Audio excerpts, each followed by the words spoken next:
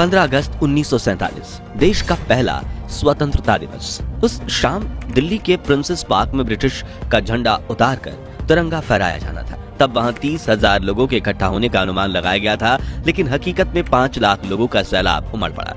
खुद जवाहरलाल नेहरू और Lord Mountbatten को समझ नहीं आ रहा था कि मंच तक जाए कैसे। पंडित नेहरू को लोगों के कंधों पर चढ़कर मंच तक पहुंचाने की जद्दोजहद करनी पड़ी और लॉर्ड माउंटबेटन तो अपनी बग्गी के बाहर से ही नहीं निकल पाए। लॉर्ड माउंटबेटन की बेटी पामेला कहती हैं कि जब मैं वहां पहुंची तो पंडित नेहरू ने मुझे चिल्लाते हुए कहा कि तुम लोगों के सिर और कंधों पर पैर रखते हुए मंच पर आ जाओ, वो बिल्कुल बुरा नहीं मानेंगे। तो मैंने कहा मैंने ऊंची एड़ी वाली सैंडल पहनी है जो लोगों को चुभ सकती है। तब नेहरू फिर बोले तो सैंडल को हाथ में लो और आगे बढ़ो। ये कहते हुए नेहरू भी लोगों के ऊपर से होते हुए मंच पर पहुंचे और फिर उन्हें देखते हुए मैंने भी अपनी सैंडल उतारकर हाथों में लिया और इंसानों के सरों पर कालीन की तरह पैर रखते हुए पहुंची, जहां मैं सरदार पटेल की बेटी मणिबेन पटेल के साथ जाकर खड़ी हो गई। उधर माउंटबेटन की बग्गी लोगों के सैलाबों के बीच इतनी बुरी तरह से फंस गई थी कि वो उसमें से उतरने की सोच भी नहीं सकते थे। इसलिए उन्होंने पंडित नेहरू की तरफ देखते हुए चिल्लाकर कहा, लेट्स होस्ट दी फ्लैग, यानी चलिए झंडा फहराइए। जिसके बाद प्रिंसेस पार्क में भारत का महान तिरंगा फहरा गया और माउंटबेटन ने अपनी बग्गी पर खड़े होकर ही तिरंगे को सलामी दी। जिसके बाद कुछ ऐसा हुआ जो अंग्रेजों के 200 सालों के शासन में कभी नहीं हुआ। जी हाँ, भारत की जनता ने पहली बार दिल से किसी अंग्रेज के नाम का जयकारा किया, वो थे लॉर्ड माउंटबेटन। हर तरफ एक ही नारा गूंज रहा था, माउंटबेटन की जय, पंडित माउंटबेटन की जय। उस दिन माउंटबेटन को वो सौभाग्य प्राप्त हुआ जो किसी अंग्रेज को नहीं हुआ था और उनकी आंखें खुशी से भर आईं। उस समय देश के करोड़ों देशवासियों ने आजादी का जश्न इतने बड़े स्तर पर मनाया कि जय हिंद, जय भारत और भारत माता की जय के नारों की गूंज पूरी दुनिया के कोने कोने तक पहुंच गई। और आज की इस खास वीडियो में आपको देश के पहले स्वतंत्र दिवस की सैर पर ले जाने वाले हैं, जिसमें हम कुछ दिलचस्प किस्सों के साथ दुर्लभ वीडियोस भी देखेंगे। बाकायदा हम ब्रिटेन का झंडा उतारकर भारत का तिरंगा लगाने का दुर्लभ वीडियो भी देखेंगे। इन सब की मदद से आप उन खुशनुमा पलों को खुद महसूस कर पाएंगे। आपका सीना गर्व से चौड़ा हो जाएगा और तो और खुशी के आंसुओं से भर जाएंगी आपकी आंखें। तो पूरा वीडियो जरूर देखिएगा। दोस्तों, द्वितीय विश्व युद्ध में भले ही प्राइम मिनिस्टर विंस्टन चर्चिल ने ब्रिटेन को जीत दिलवाई थी, लेकिन इस जंग में ब्रिटिशर्स की कमर टूट गई थी। दूसरी तरफ भारत में आजादी के आंदोलन की रफ्तार काफी तेज हो चुकी थी। नेताजी सुभाष चंद्र बोस की देश के बाहर देश के लिए बनाई गई आजाद हिंद फौज अब जंग के लिए तैयार थी और महात्मा गांधी के नेतृत्व में देश में स्वतंत्रता आंदोलन अपने चरम पर था। जो देख ब्रिटिशर्स ये समझ चुके थे कि अब अगर हम भारत को आजादी नहीं देंगे तो वो हमें बेइज्जत करके देश से बाहर खदेड़ फेंकेंगे। ऐसे में नए प्राइम मिनिस्टर रिचर्ड एटली ने 20 फरवरी 1947 को ब्रिटेन की हाउस ऑफ कॉमन्स में घोषणा करते हुए कहा कि हम 30 जून 1948 तक भारत को पूरी तरह से आजाद कर देंगे। लेकिन समय बीतने के साथ कुछ ऐसा हुआ कि भारत को आजाद करने की तारीख नजदीक आ गई। दरअसल भारत को आजाद करने की जिम्मेदारी देश के आखिरी वायसराय लुईस माउंटबेटन को दी गई थी, जो शुरुआत में इस काम में साल भर का समय लेने वाले थे। लेकिन देश की स्थिति अब नियंत्रण से बाहर होने लगी थी। इसी दौरान एक और स्वतंत्रता सेनानी लगातार संघर्ष कर रहे थे। वहीं दूसरी तरफ अंग्रेजों के डिवाइड एंड रूल षड्यंत्र की वजह से देश के कई इलाकों में जात पात के दंगे भड़क उठे थे। स्थितियां अंग्रेजों के हाथों से बाहर निकल रही थी। तभी ब्रिटिश इंडिया के आखिरी गवर्नर जनरल सी राजगोपालाचारी ने माउंटबेटन को समझाते हुए कहा कि अगर आपने 30 जून 1948 तक इंतजार किया तो वापस करने के लिए आपके पास कोई सत्ता ही नहीं बचेगी।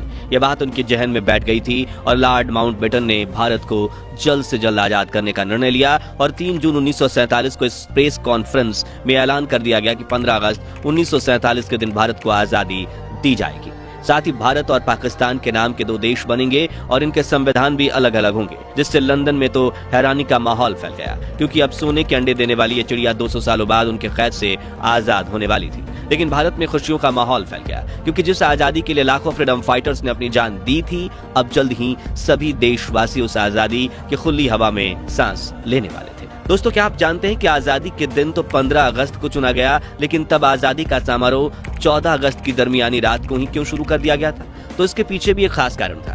दरअसल भारत के वरिष्ठ ज्योतिषियों के मुताबिक 15 अगस्त का दिन शुभ नहीं था। उन्होंने कहा कि ग्रह नक्षत्र की स्थितियों के लिहाज से 15 अगस्त को इतना महत्वपूर्ण काम नहीं किया जा सकता और सौभाग्य से 14 अगस्त के दिन सितारों की स्थिति 15 अगस्त की तुलना में ज्यादा बेहतर थी। लिहाजा फैसला लिया गया कि 14 अगस्त 1947 की ठीक आधी रात को यदि भारत को आजाद कर दिया जाए तो यह हर तरह से बेहतर साबित होगा। वायसराय लॉर्ड माउंटबेटन ने यह प्रस्ताव स्वीकार किया और 14 अगस्त की रात 11 बजे संसद भवन के सेंट्रल हॉल में स्वतंत्रता दिवस समारोह आयोजित किया गया, जिसकी शुरुआत सुचेता कृपलानी ने की, जो 60 के दशक में उत्तर प्रदेश की पहली महिला मुख्यमंत्री बनी। पहले अल्लामा इकबाल का गीत सारे जहां से अच्छा और फिर बंकिम चटर्जी का वंदे मातरम गाया, जो बाद में भारत का राष्ट्रगीत बना।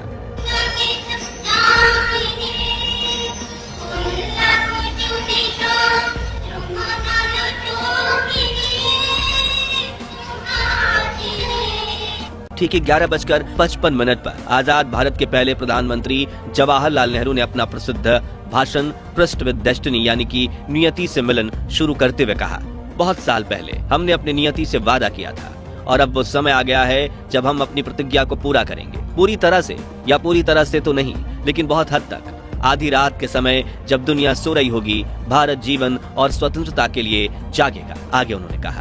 अच्छा है कि इस वक्त खास तौर से इस बात को याद रखें, इस आजादी के दरवाजे पर जब हम खड़े हैं, कि हिंदुस्तान किसी एक फिरके का मुल्क नहीं है, एक मजहब वालों का नहीं है, बल्कि बहुत सारे बहुत किस्म के बहुत धर्म और मजहबों का है। फिर घड़ी में जैसे ही रात के 12 बजे तो एक साथ कई शंख बजने लगे। वहां मौजूद लोगों की आंखों से आंसू बह निकले। महात्मा गांधी और सुभाष चंद्र बोस की जय के नारे से सेंट्रल हॉल गूंज गया। राष्ट्रपति सुभाष चंद्र बोस का 51 बैलों का रथ चंद्रबाबू की देखिए, राष्ट्रपति सुभाष चंद्र बोस का 51 बैलों के रथ का तारीखी जुलूस इतिहासगत।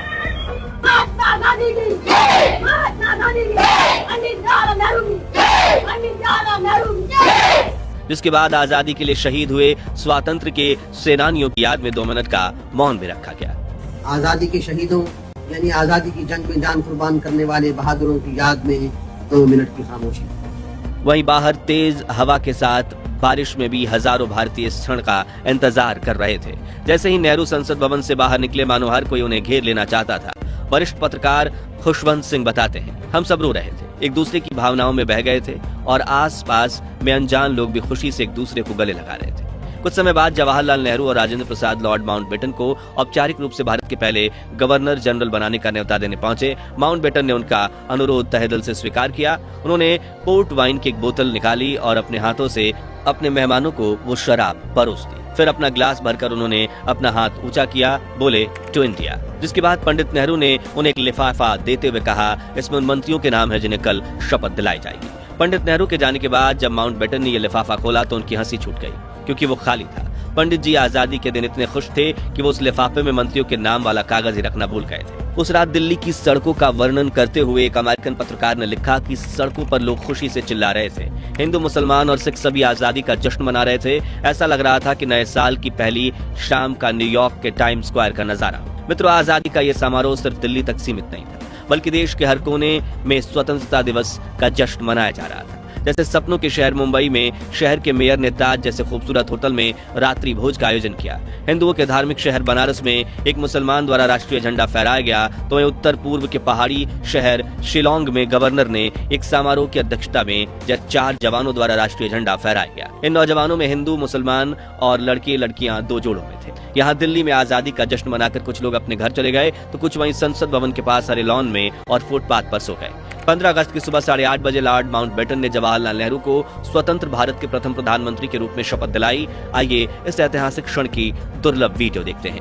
और हमारे सब प्रधानों के सामने फेडरल कोर्ट के चीफ जस्टिस न्यायमूर्ति श्री हरिलाल कन्या के हाथों देश सेवा की शपथ लेते हैं। इसी तरह गवर्नर जनरल के हाथों अपनी नई हुकूमत के मुख्य प्रधान पंडित नेहरू और दूसरे प्रधान देश सेवा की शपथ ले रहे हैं। बाहर खड़े हुए लोगों का जोश खरोश बढ़ रहा है, इस इंतजार में बेताब है कि कब नेताओं के दर्शन हों। आप हैं स्वतंत्र भारत के पहले प्रधान। अगले दिन दिल्ली की सड़कों पर लाखों लोगों का सैलाब उमड़ पड़ा। सड़कें लोगों से इतनी खचाखच भरी हुई थी कि गाड़ी छोड़िए साइकिल पर भी सफर करना मुमकिन नहीं था। शाम 5 बजे इंडिया गेट के पास प्रिंसेस पार्क में माउंटबेटन को भारत का तिरंगा झंडा फहराना था और ये अनुमान लगाया गया था करीब 30,000 लोग आएंगे। लेकिन लोगों की भीड़ बढ़ती गई और पूरे इलाके में 5 लाख लोग इकट्ठा हो गए। इतनी भीड़ भारत के इतिहास में कुंभ स्नान के सिवाय किसी भी अवसर पर एकत्रित नहीं हुई थी। उस पल का अंदाजा आप इसी बात से लगा सकते हैं कि भीड़ को रोकने के लिए लगाई गई बल्लियां, बैंड वालों के लिए बनाया गया मंच, विशिष्ट अतिथियों के दर्शक दीर्घा और रास्ते दोनों ओर बांधी गई रस्सियां, हर चीज लोगों के इस प्रबल धारा में बह गई थी। बैंड वालों के आसपास लोगों की भीड़ इतनी थी कि ढोल बजाना नामुमकिन हो गया था। लोग एक दूसरे से इतना सट कर बैठे थे कि इनके बीच से हवा का गुजरना भी मुश्किल था। इंग्लिश राइटर डोमिनिक लैपियर और लैरी कॉलिंस ने अपनी किताब फ्रीडम एट मिडनाइट में लिखा था कि उस भीड़ में हजारों ऐसी औरतें भी थीं जो अपने दूध पीते बच्चों को सीने से लगाए हुई थी, इस डर से कि कहीं उनके बच्चे बढ़ती हुई भीड़ में पिचक न जाए। जब उन्हें भीड़ का धक्का लगता था वो अपने बच्चों को उन्हें रबड़ की गेंद की तरह हवा में उछाल देती और जब वो नीचे गिरता तो उन्हें पकड़कर फिर से उछाल देती। एक क्षण में हवा में इस तरह कई बच्चे उछाल दिए गए। मंच पर खड़ी लॉर्ड माउंटबेटन की 17 साल की बेटी पामेला की आंखें आश्चर्य से फटी की फटी रह गईं। वो सोचने लगी, हे भगवान, यहाँ तो बच्चों की बारिश हो रही है। प्रिंसेस पार्क में भारत के तिरंगे को लहराता देखने का सौभाग्य जिस भी भारतीयों को प्राप्त हुआ उनका जीवन धन्य हो गया, क्योंकि 200 सालों की कड़ी तपस्या के बाद जब आजादी का तिरंगा फहराया गया तब अचानक से तेज हवाएं चलने लगी और तिरंगे के ठीक पीछे एक इंद्रधनुष उभर आया। मानो प्रकृति भी भारत की आजादी का जश्न मना रही हो, ऐसा ही माहौल पूरे देश में था। हर जगह जुलूस निकल रहे थे, लोग खुशी से एक दूसरे को गले लगा रहे थे और आजादी के जश्न को मना रहे थे। हालांकि देश के कुछ हिस्सों में लोग बंटवारे का दर्द भी सह रहे थे। उनके लिए 14 अगस्त की रात खुशनुमा नहीं बल्कि दुख, दर्द और पीड़ा भरी काली रात थी, जिस विषय में आप हमारी डिटेल्ड वीडियो डिस्क्रिप्शन में दी हुई लिंक से देख सकते हैं। और यही कारण है कि 15 अगस्त के दिन यहाँ राष्ट्रपिता महात्मा गांधी, जिनकी भारत की आजादी में अहम भूमिका थी, वो नहीं दिखाई दे रहे हैं, क्योंकि उस वक्त वो ना तो संसद में दिखे थे, ना राष्ट्रपति भवन में, ना इंडिया गेट पर और ना ही लाल किले पर। 14 अगस्त की रात प्रधानमंत्री जवाहरलाल नेहरू ने जो भाषण दिया था वो भाषण गांधी जी ने नहीं सुना था, बल्कि उस रात वो 9 बजे ही सोने चले गए थे। उस वक्त गांधी जी कलकत्ता के बेलिया घाट में लगभग खंडहर हो चुकी हैदरी मंजिल नाम की हवेली में विश्राम कर रहे थे, क्योंकि देश के बंटवारे से शुरू हुई सांप्रदायिक हिंसा को शांत करवाने के लिए बापू 13 अगस्त को कलकत्ता पहुंचे, जहां वो हिंसक प्रवृत्तियों को रोकने की कोशिश कर रहे थे। 15 अगस्त की सुबह 2 बजे वो नींद से उठे और हिंसक दंगे रोकने और शांति स्थापित करने के लिए उपवास रखा। उन्होंने गीता पाठ करवाया और दोपहर के वक्त बेलिया घाट में एक प्रार्थना सभा में पहुंचे, जहां समाज के हर तबके के लोग मौजूद थे। जी हां, इस तरह आजादी के दिन महात्मा गांधी ने अन्न का एक भी निवाला नहीं खाया था और वो आजादी के जश्न से भी दूर थे, क्योंकि वो देश में दंगे फसाद रोकना चाहते थे।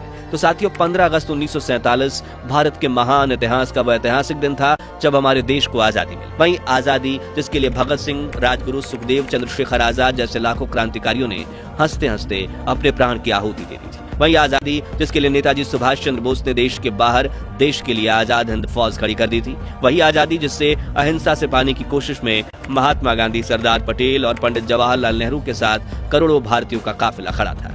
तो दोस्तों, अगर आप भी देश को आजादी दिलवाने वाले फ्रीडम फाइटर्स पर गर्व करते हैं तो उनके सम्मान में कमेंट बॉक्स में जय हिंद, जय भारत जरूर लिखें। ये वीडियो अच्छा लगा हो तो लाइक और शेयर करके 11,000 लाइक्स के लक्ष्य को हासिल करने में हमारी मदद कीजिए। और भारत के महान इतिहास से जुड़े ऐसे ही दुर्लभ वीडियोस के लिए हमारे चैनल को सब्सक्राइब करके पास वाली घंटी जरूर बजा दीजिए। मिलते हैं अगली वीडियो में। जय हिंद, वंदे मातरम।